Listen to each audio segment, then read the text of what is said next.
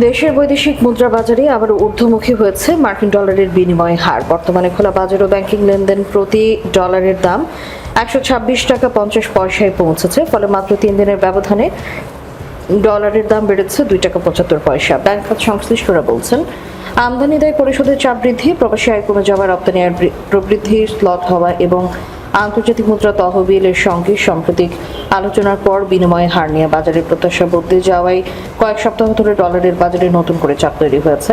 মানি এক্সচেঞ্জগুলো জানিয়েছে, গত সোমবার কয়েকটি বাণিজ্যিক ব্যাংক এক্সচেঞ্জ হাউস থেকে রেমিটেন্সের প্রতি ডলার 123 টাকা 75 পয়সা দরে কিনেছে।